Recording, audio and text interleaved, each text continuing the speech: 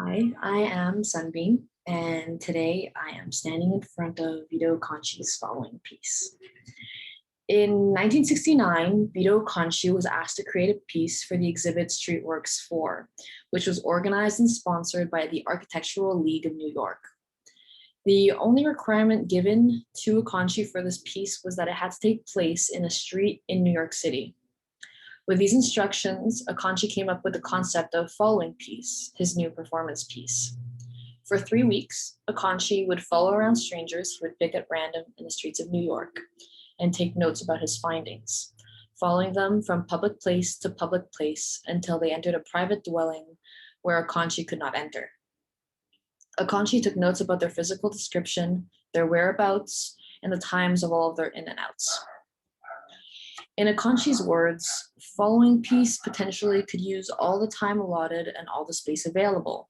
I might be following people all day, every day, throughout all the streets in New York City.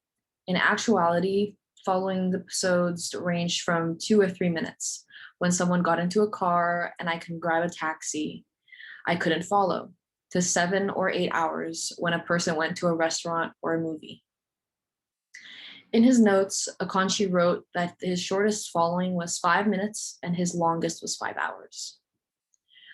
Following piece critiques gallery space by bringing art outside of the gallery and into the street, and critiques art subjects and viewership itself by making unknowing strangers forced subjects and passerbys unknowing spectators. Unlike other street performance pieces, the subjects of Acconci's following piece do not know that they're being followed and do not know they're being used as players in Acconci's game. Acconci also turns the act of following someone around, which could be considered as a rather creepy activity, into a piece of art, and the act of having a regular day and the act of being followed into participating in the art piece. Like a lot of other street art, following piece is a very temporary piece, but more so than other art pieces too. It took place over the course of 3 weeks and could not be viewed by anybody else while it was happening. The true details of the piece died with Acconci because nobody else could experience it like he did.